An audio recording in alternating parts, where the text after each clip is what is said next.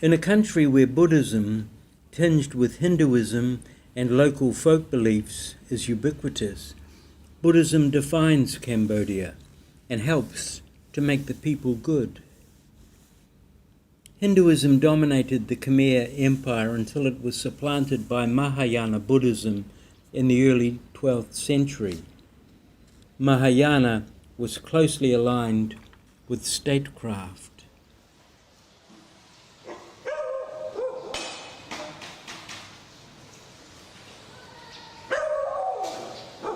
I see.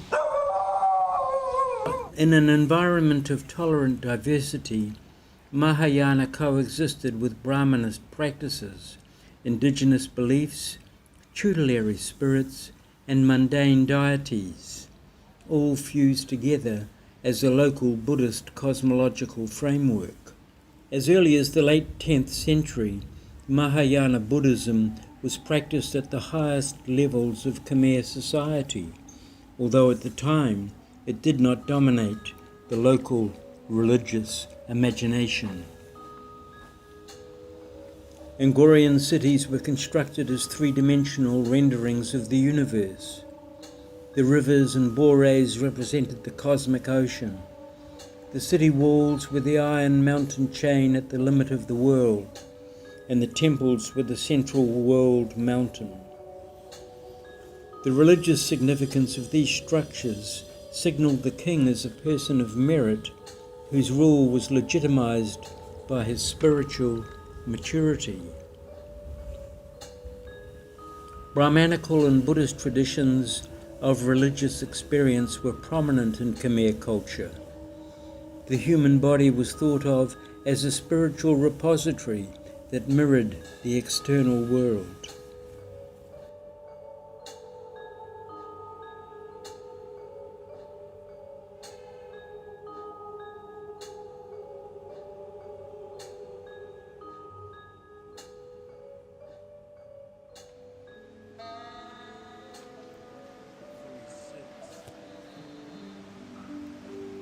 In the late Angkorian period, the Khmer kings began to associate themselves with Theravada Buddhism. By 1327, Theravada was well established, and by 1431, Mahayana Buddhism had largely disappeared from Angkor.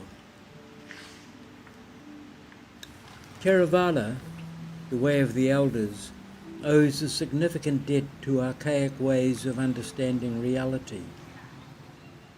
It stresses the importance of personal salvation on the way to a better rebirth. Mahayana, the great vehicle now more widely practiced in East Asia, is often linked with Confucianism and Taoism. It aims for the attainment of virtue by practicing generosity, morality, patience, vigor, concentration, and wisdom.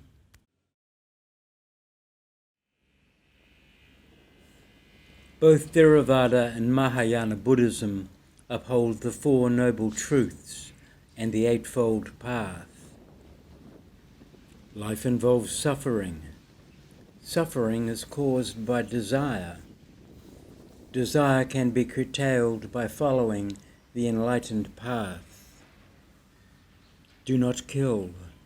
Do not take what has not been given. Abstain from sexual misconduct. Refrain from lying. Refrain from liquor and intoxicating substances. Instead, practice empathy, correct motivation, speech, action, living, and awareness.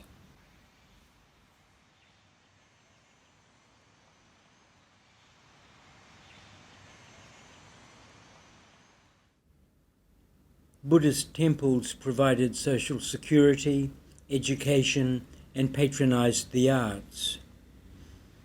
The people contrasted their settled rice-growing existence with the wilderness beyond. For them, nature was dangerous and must be appeased. Evil spirits roamed the land, bringing sickness and death.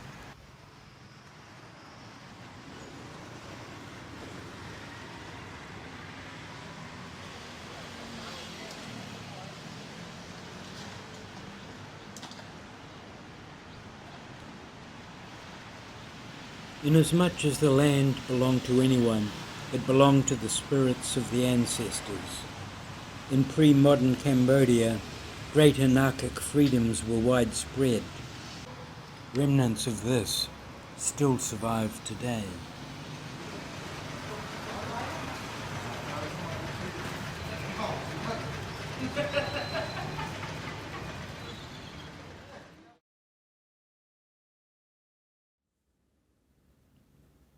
An old story tells of a Laotian junk carrying sacred Buddhist literature and relics. This junk ran aground in a storm near the city of Angkor. Khmer retrieved these relics, thus setting in motion the transition from Mahayana to Theravada Buddhism in Cambodia.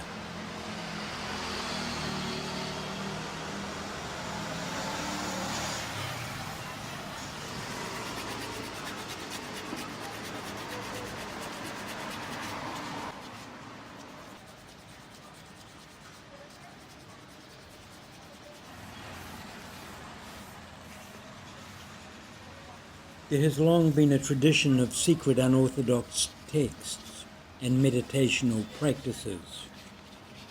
They draw on a variety of religious and indigenous beliefs, which are still upheld by traditionalists in Cambodia today.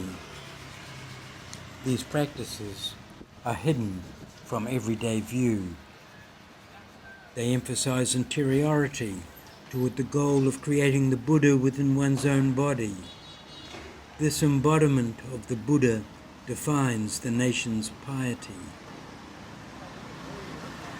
Theravada also brought to Cambodia its own version of the past, an alternate history, if you like.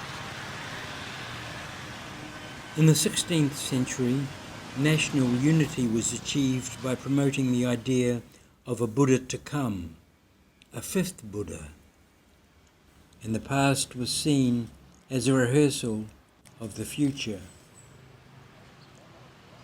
At an unknown moment of the present era, when the earthly world has fallen into chaos, a king will rise to save the world. Reborn, he will abandon earthly concerns to instead follow enlightenment. Within his aura, the Buddhist order will reign anew. Those mortals who have accumulated sufficient merit will be reborn at this time. In this new era, individual action and preordained destiny will coalesce, and our more perfect past will be achieved.